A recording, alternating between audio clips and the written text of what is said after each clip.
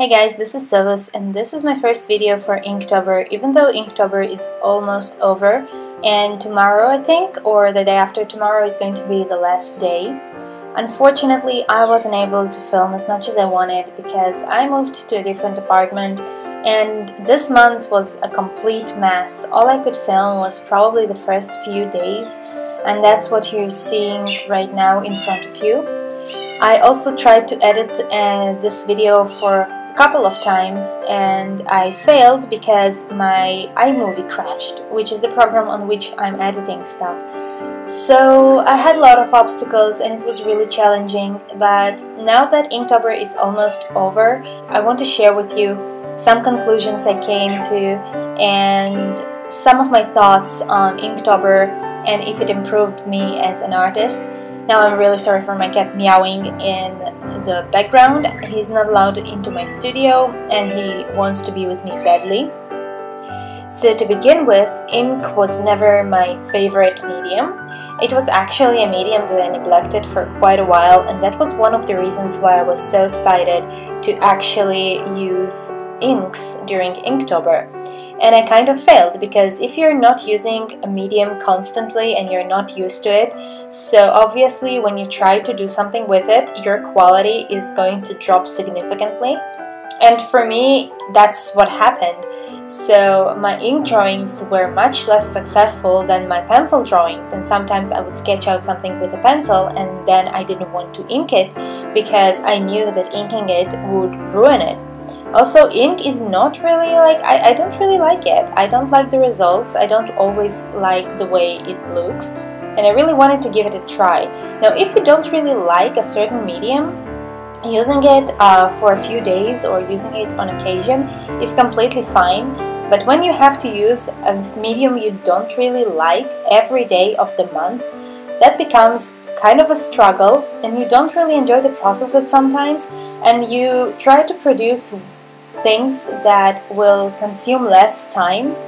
And for me, in my situation, because I was moving to a different apartment and I was working and I had to clean and unbox and box everything and put everything in boxes, so it was kind of really challenging. I didn't have much time, so the very little time that I had to draw using a medium that I don't really like. Most of the time I would start my Inktober drawing around midnight just because I didn't have any other time. If I was really lucky, I would complete a pencil sketch during my working hours and then ink it at home.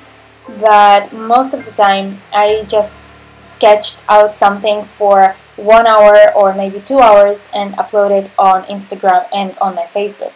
Now, the result of using a medium you don't really like and spending very little time to perfect whatever you sketch with them, that means that most of my sketches, most of the drawings, I think around 90% of what I did during Inktober is stuff that I don't like.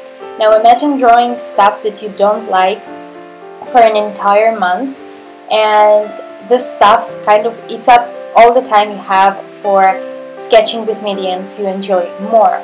But I was really stubborn and I knew that if I wasn't drawing Inktober every day, I would be lazy and I won't really draw anything because I was just so tired.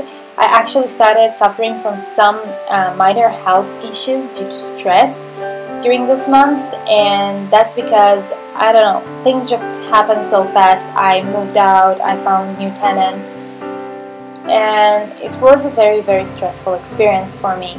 So Inktober was kind of part of this stress, but at the same time it was the only reason I actually picked up a pen or a pencil and sketched during this month, because otherwise I would just pity myself and I would do nothing.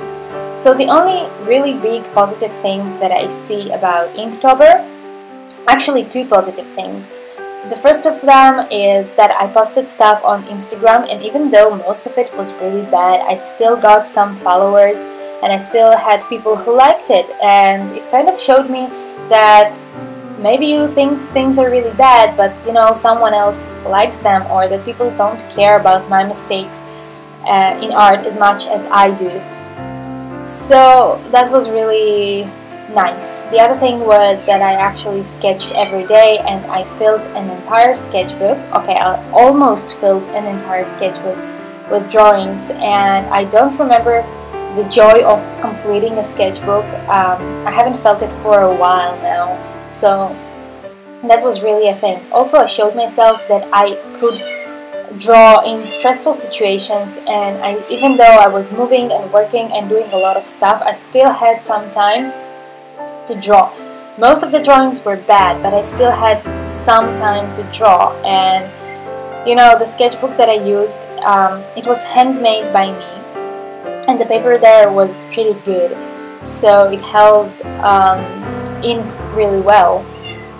And for me, usually like using cool art supplies for bad art is, I feel like it was a waste. But in this case, even though I was using this sketchbook, it took me a while to make, and the paper there was really expensive and nice, I still don't feel like I wasted it. So it's kind of a step up, you know, from what I would usually do. And I really enjoyed the satisfaction of completing a sketchbook. Like, I think it's amazing. I think it's awesome. So Inktober has its cons and its pros. I'm just happy that for the first time in my life... Okay, sorry, that's Skylar. She likes to scream while I'm filming. So, for the first time in my life, I managed to complete Inktober, and even though I... Shut up, Skylar. Shut up. And even though I'm not completely satisfied with the way things turned out, at least I completed a sketchbook. I showed myself that I can draw in stressful situations, and that I can even handle a medium I don't really like for extended periods of time.